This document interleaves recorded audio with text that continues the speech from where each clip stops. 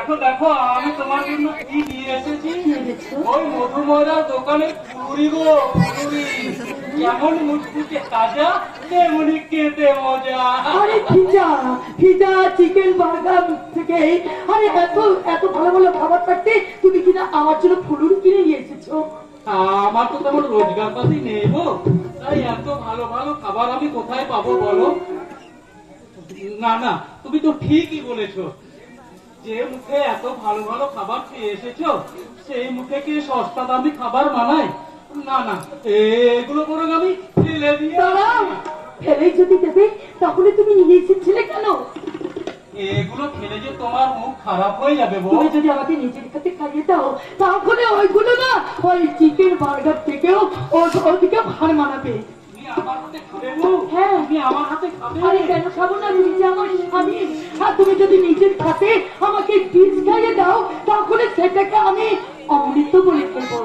না বউ না, তেমন যদি কোনোদিন আসে তাহলে অমৃতের পাত্র তোমার মুখে তুলে দিয়ে আমি নিজের বিষের বাটিতে চুমুক দেব।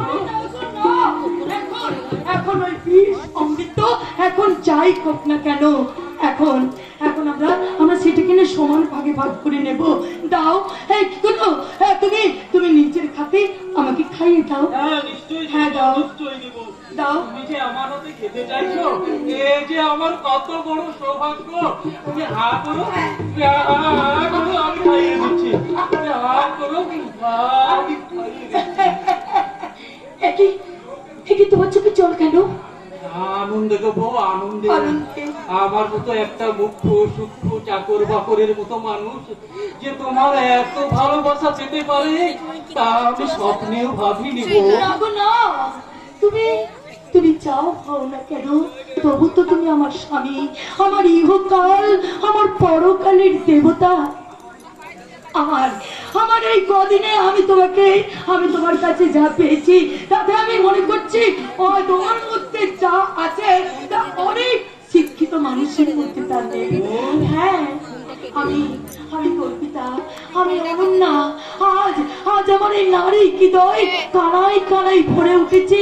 আর তাই তো আমার বলতে ইচ্ছে করছে, তুমি আমার জীবন সাথী, তোমায় আমি ভালোবাসি, তুমি আমার সোনা, তুমি যে চাঁদের হাসি, তুমি আমার জীবন সাথী, তোমায় আমি ভালোবাসি, তুমি আমার সূর্য সোনা, তুমি যে চাঁদের হাসি, তুমি আমার।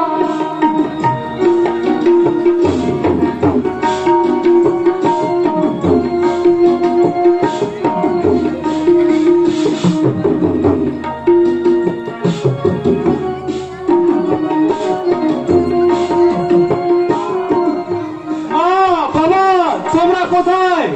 দেখো দেখো, আমি আমার নীলাদ্রি আমার ফিরে এসেছি। তাহলে আমি কি করবো, ওকে আমি কি জবাব দেবো? ভাই ভাই তুই ফিরে এসেছিস ভাই?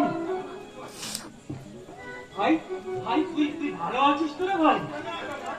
হ্যাঁ দাদা, ডাক্তার তো প্রায় মৃত্যুর খাতাতেই আমার নামটা লিখে নিয়েছিল, কিন্তু তোমাদের ভালোবাসায় আমাকে আবার নতুন জীবন দান করে তোমাদের কাছে ফিরিয়ে দিয়েছে। ভগবান আছে রে ভাই, ভগবান আছে। নইলে ডাক্তার না জানাই মাত্র 48 ঘন্টা বেঁধে দিয়েছিল, সেই তুই কিনা। আচ্ছা দাদা, হাসপাতালের বেডে শুয়ে শুনলাম তুমি নাকি নতুন বিয়ে করেছো।